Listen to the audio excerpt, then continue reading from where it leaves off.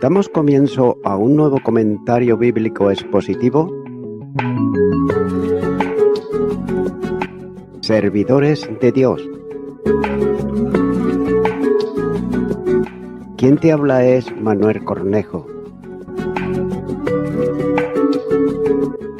En esta ocasión estaré compartiendo sobre el libro de Génesis, en Génesis, capítulo 1 y los versículos 24 y 25, donde dice: Luego dijo Dios, produzca la tierra seres vivientes según su género, bestias y serpientes, y animales de la tierra según su especie. Y fue así.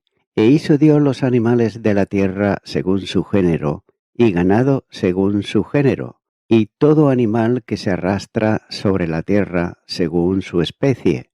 Y vio Dios que era bueno. Podemos notar en estos versículos, el 24 y el 25, que mar y aire están llenos con criaturas vivientes, y que además la palabra de Dios se dirige ahora a la tierra para producir seres vivientes según su género. El relato de la creación de las criaturas terrestres en el sexto día distingue en dos tipos de criaturas, es decir, las criaturas vivientes que moran en la tierra y los seres humanos. A su vez, el vivir criaturas de la tierra se dividen en tres grupos. Por ejemplo, el ganado, criatura que se arrastra por la tierra, y animales salvajes, versículo 24. Pero la humanidad se distingue como masculina y femenina, versículo 27. Y una vez más aquí el autor comienza con una palabra divina, cuando dice, y dijo Dios, ya que en el versículo 24 y sigue con el comentario narrador del lector en el versículo 25, donde dice, Dios hizo. Al principio puede parecer que el comentario del versículo 25 no añade nada significativo a lo que se informa de la palabra divina en el versículo 24. Sin embargo, una comparación de estos versículos con versículos similares, como por ejemplo el versículo 11 y 12, muestran que el versículo 25 agrega una aclaración importante en el versículo 24, ya que en el versículo 11 note que Dios dijo, produzca la tierra vegetación.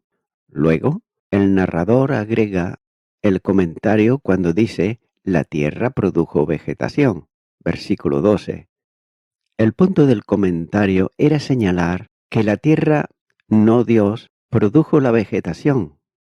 Y en los versículos 24 y 25, sin embargo, hay un cambio aquí de énfasis, ya que el versículo 24 está informando una palabra similar a la del versículo 11, donde dice produzca la tierra seres vivientes. Pero el comentario que sigue en el versículo 25 subraya que fue Dios quien hizo los seres vivientes, cuando dice Dios hizo los animales salvajes. Por tanto, el autor quiere mostrar que aunque la palabra divina fue la misma para la creación, tanto de la vegetación como de las criaturas vivientes en la tierra, hubo una distinción entre los orígenes de las dos formas de vida, ya que por un lado la vegetación se produjo de la tierra, pero sin embargo los seres vivientes fueron hechos directamente por Dios. La vida de los seres vivientes se origina en Dios y debe distinguirse también del resto del mundo físico, ya que la creación de los seres humanos y los animales lo muestra en el capítulo 2. Continúa ahora con los versículos 26 y 27, donde dice, Entonces dijo Dios, hagamos al hombre a nuestra imagen, conforme a nuestra semejanza, y señoree de los peces del mar, de las aves de los cielos, en las bestias, en toda la tierra y en todo animal que se arrastra sobre la tierra. Y creó Dios al hombre a su imagen, a imagen de Dios lo creó, varón y hembra los creó. La creación de la humanidad se distingue de los restos anteriores de la creación por una serie de contrastes sutiles con los relatos anteriores de los actos de Dios. Nótese que primero, en el versículo 26, el comienzo de la creación de los seres humanos está marcado por el habitual "y dijo Dios". Sin embargo, la palabra de Dios que sigue no es un impersonal, es decir, tercera persona, cuando dice hágase. Más bien, lo que usa también es la persona primera cuando dice hagamos. En segundo lugar, luego, a lo largo de la narración anterior, cada criatura está hecha según su género. Pero note que el relato de la creación de la humanidad señala específicamente que el hombre y la mujer no fueron hechos según su propia especie, más bien fueron hechos a la imagen de Dios. Por tanto, no son simplemente como ellos mismos, también son como Dios. Sin embargo, Dios es infinito y el hombre, note que es finito, pero comparte una semejanza con su Creador. En tercer lugar, la creación de la humanidad se menciona específicamente como una creación como varón y hembra, versículo 27. Note que el autor lo ha considerado el género como una característica importante en su relato de la creación de las otras formas de vida, pero sin embargo para la humanidad es claramente de considerable importancia. Por lo tanto, la narración pone mucho énfasis en el hecho de que Dios creó al hombre como varón y hembra. En cuarto lugar, solamente a la humanidad se le ha dado el dominio en la creación de Dios, ya que se declara expresamente que el dominio de la humanidad es sobre todas las demás criaturas vivientes, la de los cielos, el mar y la tierra. Entonces, ¿por qué el autor ha singularizado la creación de la humanidad de esta manera? Una respuesta es que el autor intenta retratarlo como una criatura especial, separado del resto de las obras de Dios. Pero el propósito del autor, sin embargo, parece ir más allá de marcar a la humanidad como diferente del resto de las criaturas. La narración también intenta mostrar que los humanos son como Dios. En la medida que no son como las otras criaturas, en esa medida también son como Dios. Note que detrás del relato de la creación de los humanos, en esta relación se encuentra el propósito del autor de Génesis y el Pentateuco. Y en esta imagen más amplia de la creación de la humanidad, el lector recibe una perspectiva de ciertos hechos que servirán como un punto de partida para los propósitos más amplios de la del Pentateuco. Esto quiere decir que los humanos somos criaturas, pero más que eso, somos criaturas especiales, ya que estamos hechos a la imagen y semejanza de Dios. Por otro lado, note que ha habido mucho intento de explicar las formas plurales cuando dice hagamos al hombre a nuestra imagen, a nuestra semejanza. Note que el resumen de las aplicaciones dadas para el uso de plurales bajo 4 encabezados. Por ejemplo, el primero, el plural es una referencia a la Trinidad. El segundo, el plural es una referencia a Dios y a la corte celestial de los ángeles. Tercero, el plural es un intento de evitar la idea de una semejanza inmediata de los humanos con Dios. Y cuarto, el plural es una expresión de la deliberación de parte de Dios al emprender la creación de la humanidad. Como he dicho anteriormente, todo esto es un resumen de las explicaciones dadas para el uso de plurales tengas en cuenta que la creación del hombre no toma lugar a través de una palabra que Dios dirige a la tierra, sino como resultado del decreto divino, cuando dice, hagamos al hombre a nuestra imagen conforme a nuestra semejanza, que proclama desde el mismo principio la distinción y también la preeminencia del hombre sobre las otras criaturas de la tierra. También el plural hagamos fue considerado casi unánimemente por los padres y los primeros teólogos como un indicativo de la Trinidad. Y comentaristas modernos, por el contrario, lo consideran bien como un pluralis majestatis o como una declaración que Dios se dirige a sí mismo. Estos son los comentaristas modernos, ya que la interpretación más admirable es la que se refiere al plural, es decir, a la deidad. Aunque por otro lado note que no es prudente afirmar que es una clara referencia a la doctrina de la Trinidad, ya que el verbo plural armoniza perfectamente con lo que aparece claramente establecido en el Nuevo Testamento, ya que la Biblia es una unidad y es totalmente razonable encontrar el significado final del uso plural cuando dice hagamos. Es la culminación de la revelación bíblica, es decir, en la doctrina cristiana de la Trinidad.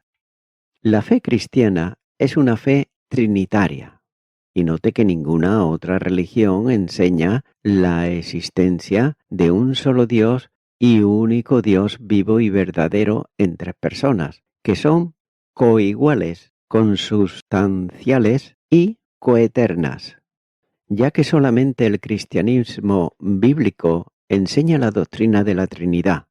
Por tanto, el término hagamos ha sido explicado como personalidad, naturaleza, como cuerpo y espíritu, o como capacidad para tomar una decisión moral.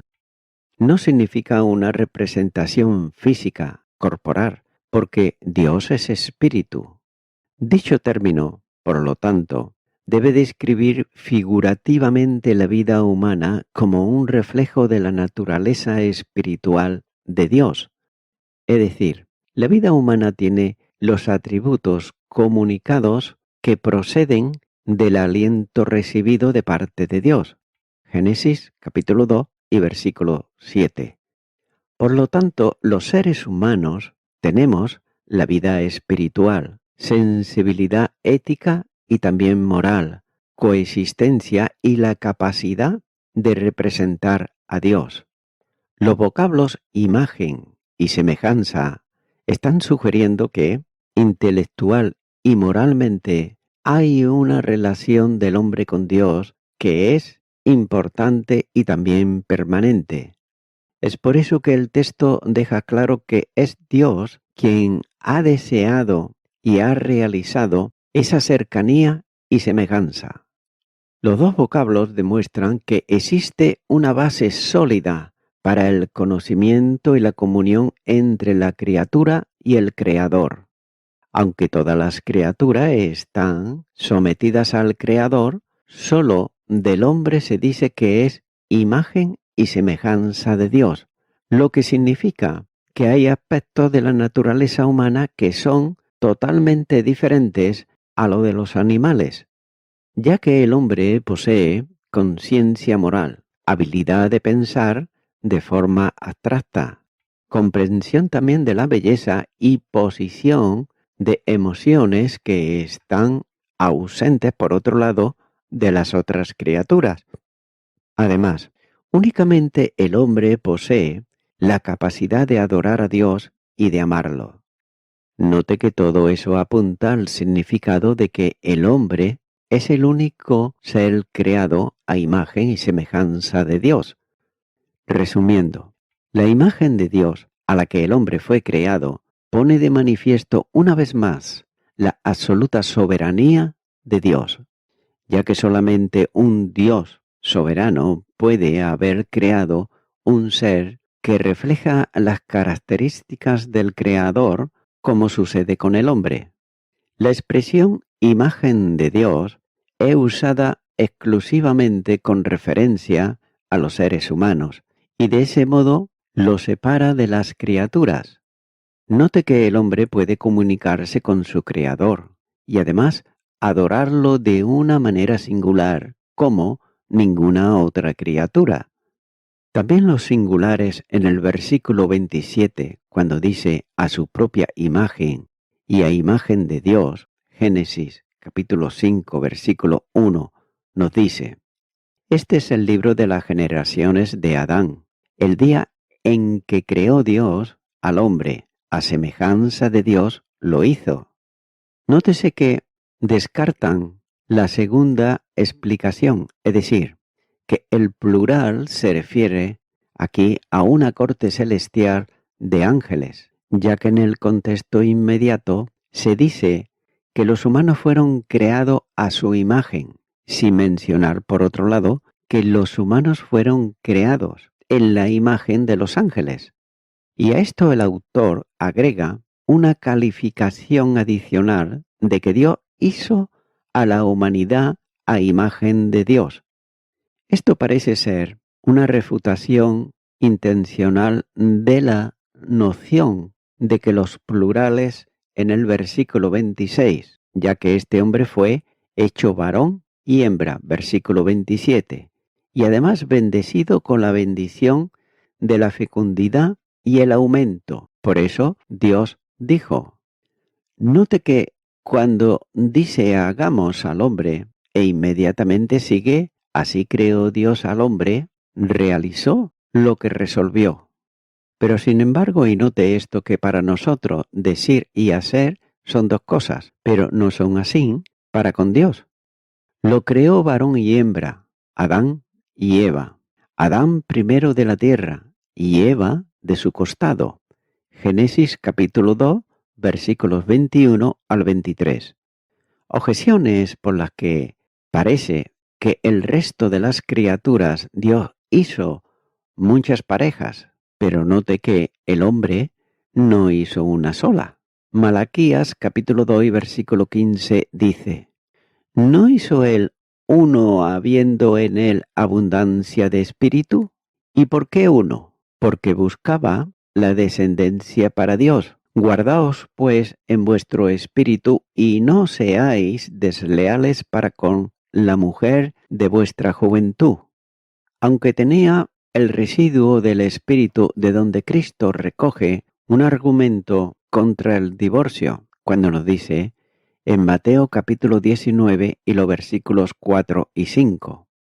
Él respondiendo les dijo: ¿no habéis leído que el que hizo al principio varón y hembra los hizo? Y dijo: por esto el hombre dejará padre y madre y se unirá a su mujer, y los dos serán una sola carne. Nótese que nuestro primer padre, Adán, se limitó a una sola esposa, y si la había repudiado, téngase en cuenta que no había otra para poder casarse, lo que claramente insinuaba que el vínculo del matrimonio no debía de disolverse a su antojo. Note que los ángeles no fueron hechos varón y hembra, porque no habían ellos de propagar su especie. El Evangelio de Lucas, capítulo 20 y los versículos 34 al 36 nos dice: entonces respondió Jesús, les dijo: los hijos de este siglo se casan y se dan a casamiento, mas los que fueron tenidos por dignos de alcanzar aquel siglo y la resurrección de entre los muertos, ni se casan ni se dan a casamiento, porque no pueden ya más morir, pues son iguales a los ángeles, y son hijos de Dios, al ser hijos de la resurrección. Pero el hombre fue hecho así para que la naturaleza pudiera propagarse y la raza pudiera también continuar. Los fuegos y las velas, las luminarias de este mundo inferior, debido a que se consumen y se apagan, tienen el poder de encender más. Pero no es así con las luces del cielo. Las estrellas no encienden estrellas. Hizo un solo hombre y una sola mujer, y lo hizo para que todas las naciones de los hombres se conocieran hechas de una sola sangre, descendientes de una misma estirpe. Y voy concluyendo con esto. Dice la palabra de Dios a nuestra imagen. Un entendimiento de quién es el hombre comienza con saber que somos hechos a la imagen de Dios. El hombre es diferente a cualquier otra clase del ser creado, porque ha sido creado de una manera consistente con la naturaleza de Dios.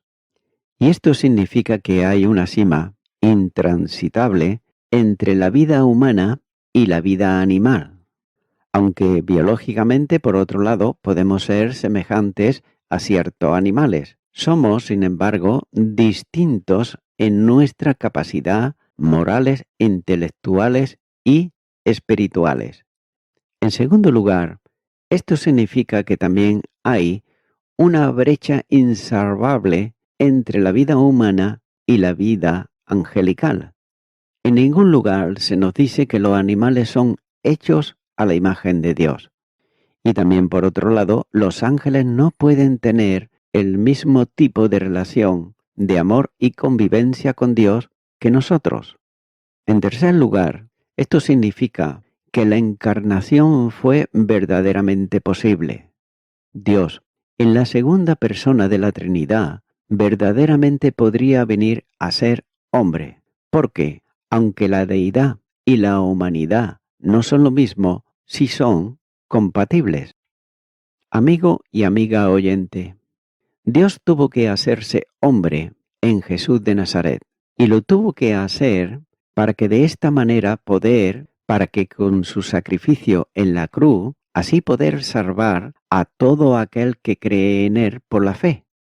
De manera que tú, mi amigo, mi amiga oyente, ahora si crees lo que dice la Biblia, solo tienes que invitar a tu Creador para que venga a tu corazón y sea ahora tu Salvador. Y de esta manera podrás pasar no solamente, porque ya lo eres, criatura, sino que pasarás también a ser hijo e hija de Dios. Mira lo que dice la palabra de Dios en el Evangelio de Juan, capítulo 1 y versículo 12. Mas a todos los que le recibieron, a los que creen en su nombre, les dio potestad de ser hechos hijos de Dios. Por ello, mi amigo, mi amiga, oyente, no se es hijo o hija de Dios cuando se nace, ya que se es una criatura. Solamente cuando se recibe a Jesucristo en el corazón, es como nos dice la palabra de Dios, a los que creen en Él, Dios le ha dado la potestad de ser hechos hijos de Dios. Si tú aún todavía no eres un hijo o una hija de Dios, pues solamente te queda creer en Él, en su obra sacrificial, y recibirle en tu corazón como tu único y suficiente Salvador. Ora conmigo, si nunca antes la has hecho, y repite esta oración que yo voy a hacer y di: Señor Jesucristo, vengo a ti, pidiéndote en primer lugar perdón por todos mis pecados, las cosas erróneas que he hecho, que he pensado. Te ruego que me perdones. Te abro mi corazón y te acepto en este momento como mi único y suficiente Salvador. Y como dice tu palabra, por la fe ahora te acepto y paso a ser, como dice tu palabra, un hijo o una hija de Dios. Gracias te doy en tu nombre. Amén.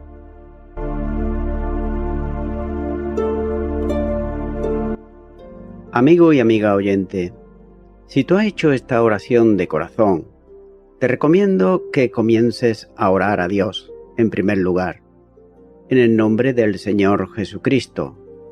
Orar a Dios no es rezar, sino que es hablar con una persona. También te recomiendo que leas la palabra de Dios y lo hagas a diario. Comienza, por ejemplo, con el Nuevo Testamento. Y también, por último, te recomiendo que para que puedas crecer espiritualmente, te congregues en una iglesia cristiano-evangélica, donde se predique se enseñe y se practique la sana doctrina y la palabra de Dios. Congrégate ahí y con el tiempo podrás crecer espiritualmente y también servir al Señor Jesucristo. Que Dios te bendiga. Y a toda la audiencia, nuevamente ya me estoy despidiendo de todos ustedes y será hasta el próximo programa. Que Dios os bendiga a todos.